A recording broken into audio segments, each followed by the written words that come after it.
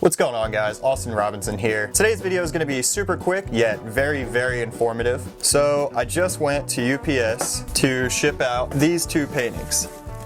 So these are the largest paintings I've ever sold. So it's the first time I've ever had to ship something this big. So I thought, what better place to go than UPS? You can't ship something this large through the post office. They don't have boxes that big to pack it. So I thought UPS would be the next best thing. Well, UPS just tried to charge me $82 to ship one of these, not both, one painting packaged and shipped would be $82. So when the cashier told me that, yeah sir, your total is $82, I kindly declined paying that. I took my paintings and now I'm going to show you how to box them up and package them properly at home and save an unimaginable amount of money. Let's just jump right into it. So the particular painting that we're shipping is a 16 by 20 inch painting. Unfortunately, USPS doesn't have boxes that go up to that size, so if you want to ship it and have it boxed somewhere else, you're going to have to go to UPS and have them box it, and they're going to overcharge. Doing it at home and then shipping it through the normal postal service works out a lot better. So I'm going to show you the materials you're going to need to ship your own boxes from home. Number one, get some bubble wrap. 30 feet of bubble wrap from Walmart for $5.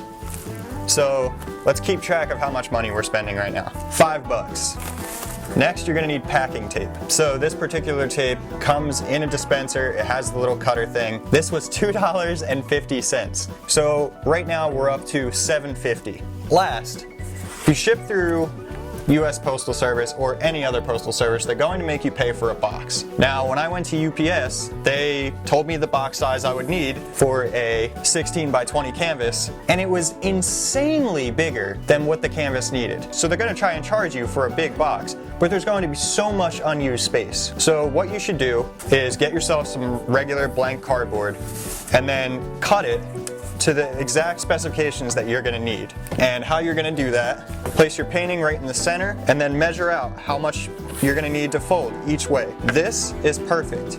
I fold this over, this folds over, and just like that, our painting is completely wrapped up and there's no unnecessary space.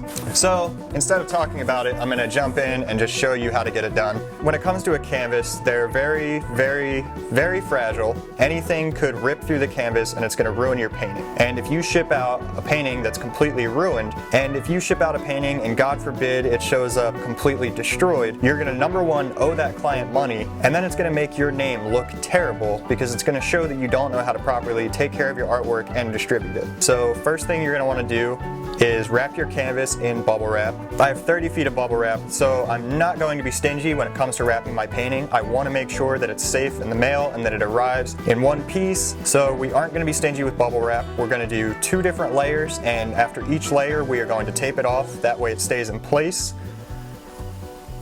Once we have both of our layers in, we're going to go to each side, and you see how there's room for the painting to slide out. So we're going to fold those over and then tape both edges down as well.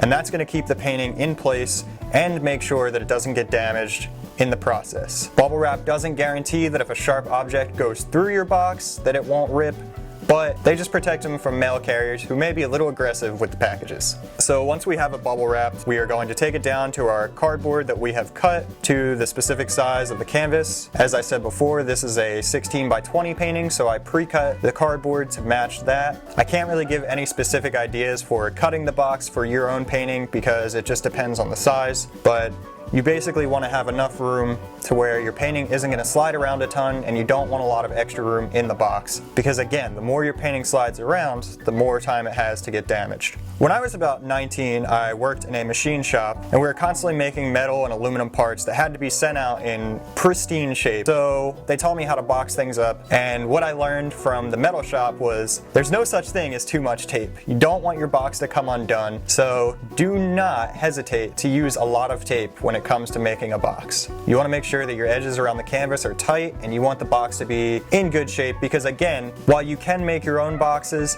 you want to send out a product that looks good and it's not going to make you look like an amateur when someone receives their package and it's just this Frankenstein of a box. Even though you're making the box yourself, you want to do your best to make sure that it looks like it came from a professional delivery service. So now that we're towards the end, we're just going to add a couple more layers of tape just to make sure it's secure. And just like that, we have our box. So here we are, guys. Here is our own box that we just made.